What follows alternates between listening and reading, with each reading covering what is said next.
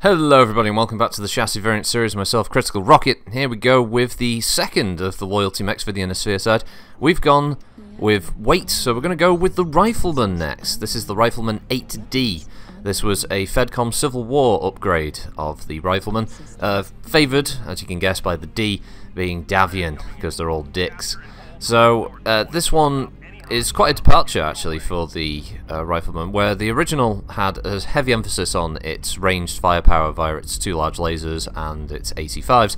This model instead opts for a much simpler setup of two Rotary Auto 5s and a pair of ER medium lasers, the large lasers being dropped entirely.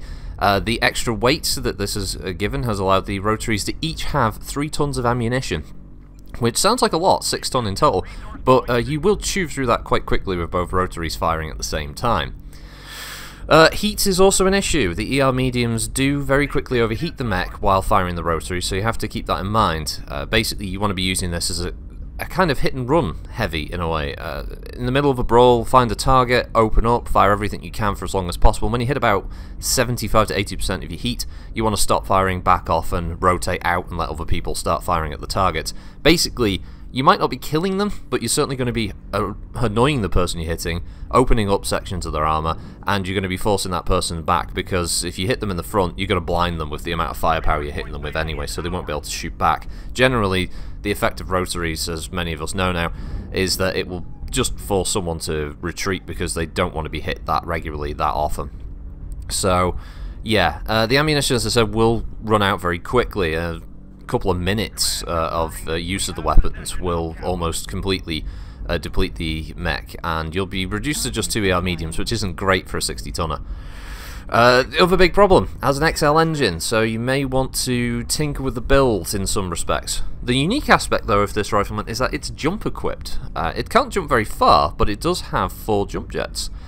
What this means is that you can actually rip them out, and it gives you a whole extra 4 ton to play around with, whether that be for ammunition, armor, or a bigger engine. If you want to go to a light fusion instead of the same size without having to worry about the side torso death, that is an option there for you.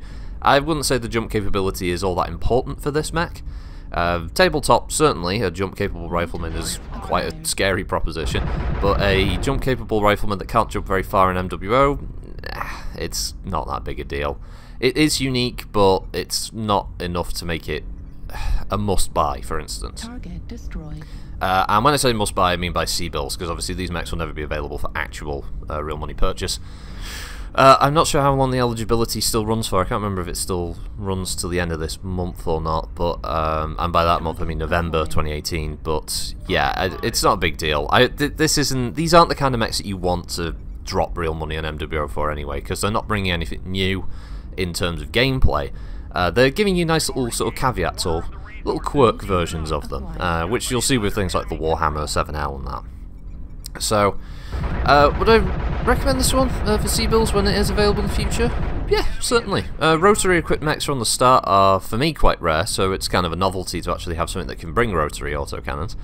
As I said, I would definitely tweak it skill-wise, more ammunition, more heat dissipation, definitely. Do want more of those. It does already come with endo steel and double heat sinks equipped, so you don't have to worry about that as far as the cost is concerned for upgrades. Light ferro could help, as I said. A light fusion is probably a better option, or even a standard engine if you're not that bothered about the speed of the mech. Necessarily, you just want to get the mech in with the pack, so to speak, and have them be involved in the battle. But I don't think this is a mech that's really going to be picking up kills. I mean, Hebe agrees. It's definitely a mech that's going to be picking up kills anytime soon. It's definitely a support build, which is perfect because that's what the Rifleman is supposed to do. Obviously, customization-wise, this is a mech where all the weapons are arm-mounted as well, so you've got high mounts, but you're also limited by the fact that if you lose an arm, you're losing about 50% of your weaponry, so keep that in mind when you're trying to torso twist. You might be spreading the damage, but you could be spreading it into very vital areas that will just make your mech less effective in the long term.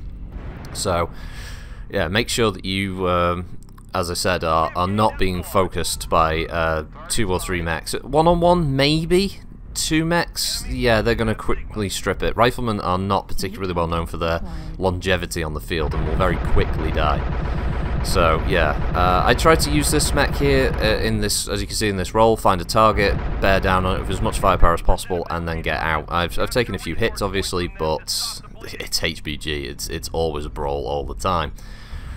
But yeah, I quite enjoyed this mech. It was a bit different. The only thing that I would have called bullshit on is in a minute, I think I jumped down on a Marauder, and I thought I would have done a lot more damage to it than I actually did. I wasn't sure what happened here. Maybe I just spread the damage too much, but it just felt like for the amount of fire I was just dropping into it, literally nothing happened. For all of the effort I just put in. I think I take more damage in return than what I gave him, which is kind of annoying, but yeah. So, yeah.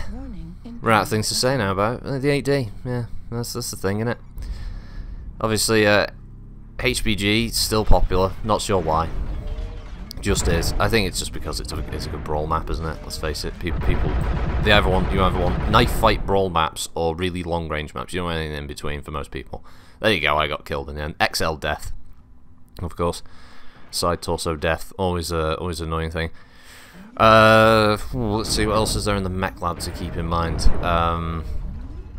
Yeah, since it already has most of its upgrades, there isn't going to be a lot of free slots available. A lot of structure and such will be taken up straight off. So you might want to play with the Endo Steel. I don't know.